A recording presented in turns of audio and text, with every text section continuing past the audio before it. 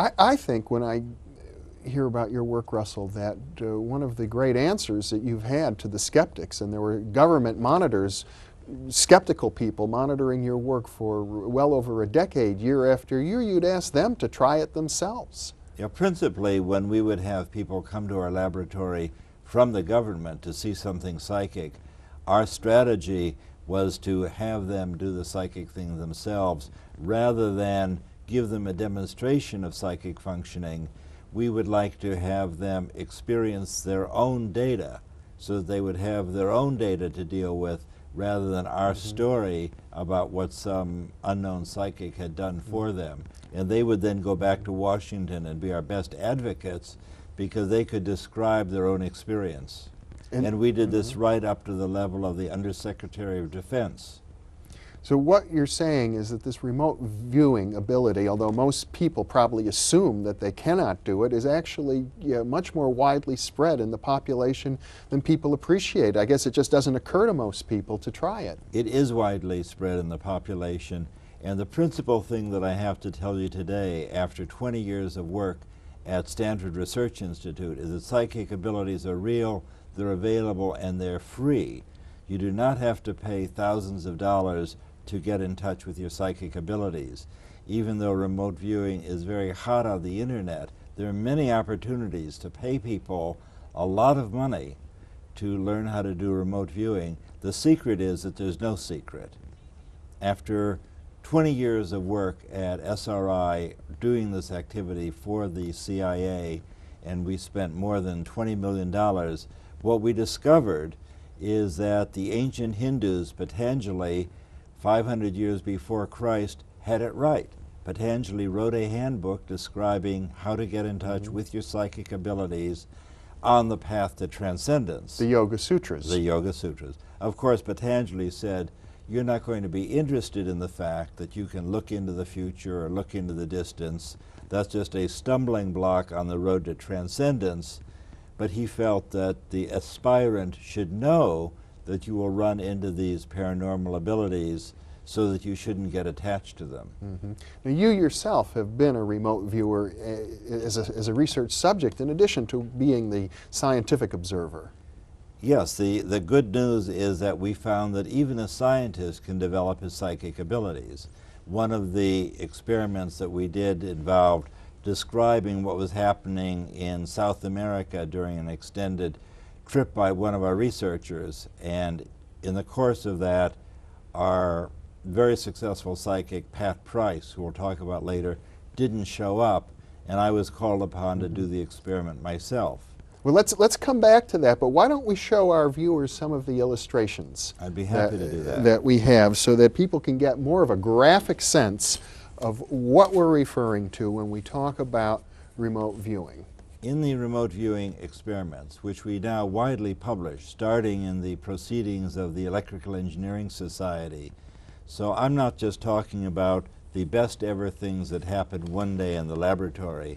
Rather, I'm describing experiments that were part of formal series that were published in the most prestigious journals of the world, Nature, the Proceedings of the IEEE, and the Proceedings of the American Academy of Sciences. So this was a serious scientific enterprise, even though what we're talking about are psychic abilities.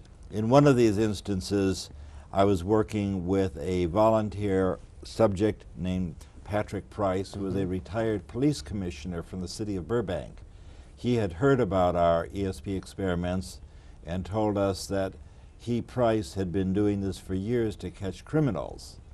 So in the course of one of our experiments with him, I sat in an electrically shielded room at SRI, at Stanford Research Institute, and our job, working together, is to describe where our colleague Hal Putoff and another lab director were hiding at a randomly chosen place in Palo Alto, which is the protocol we used.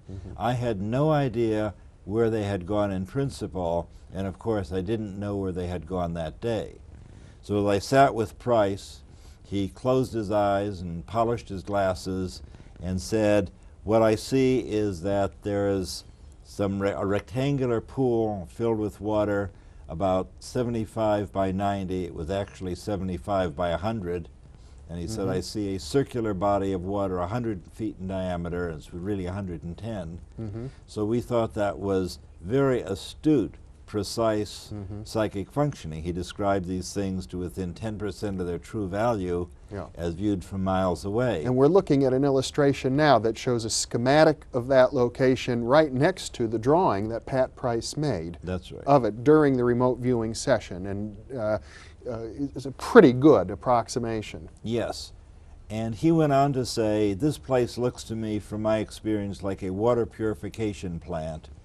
And I see these 2 water tanks that he drew at the upper part of his illustration.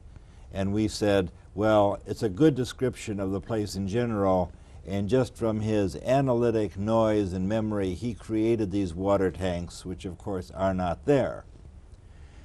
15 years later, the city of Palo Alto published a handbook celebrating their centenary, and they showed a picture of this swimming pool complex as it was in the 1930s. And in the 1930s, it was a water purification plant, just as Price had said. And the tallest structure in the city of Palo Alto were the 2 water tanks at Rinconada Park, just where Price had drawn them. So it looks very much as though we asked him to describe where are the people hiding. He described what it looks like today, and then looked down the timeline 50 years to describe the most prominent element that was there at the earlier time. So he was looking into the past, and the feedback didn't even come to you until after his death. That's right. No one knew about the water tanks until after Price's death. So it makes it appear quite convincing that he made contact with the place at an earlier time. The experiment that I was talking about earlier was a long-distance series where Price was describing where Hal Puthoff was hiding during a lengthy trip through South America. And in the course of this experiment, each day Price would describe some thing that you might expect to see there, a market or a volcano or a church or a harbor. And then one day Price didn't come. And I was sitting in my little shielded room. I had already put the preamble on the tape. This is an experiment with Russell Targ and Pat Price. And then I had to do it myself in the spirit that the show must go on. This was your first remote viewing. This is my first remote viewing. And I said that what I see looks like an airport with ocean at the end of the runway and sand at the right and a building at the left. And we're looking at now at the drawing you made. Yes. And what I drew is the ocean at the end of the runway and a building at the left and the sand at the right. And then Hal came back from his trip to what turned out to be San Andreas, Costa Rica. He had stopped at an island airport and came back with a photograph that greatly resembled what I had drawn at the time. So there we see it now, the runway next to the beach. So I had no practice. This was my first ever attempt at remote viewing. And what we believe is, rather than being frightened, it's the necessity level, the desire for success that often makes psychic abilities come to the fore. Well, this is an example, I think, of where you seem to have a natural ability.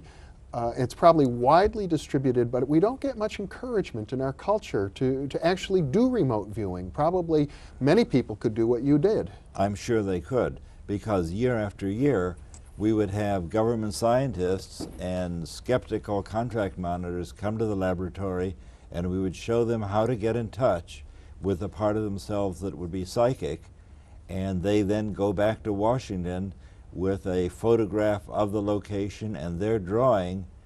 And we had funny experiences where we had the head of the agency come out and said, my guy was with you for 3 weeks in California and now he thinks he's psychic. And we then showed the head of the agency how to do it. Well, that's food for thought. So the secret is that there is no secret. This is not hard to do.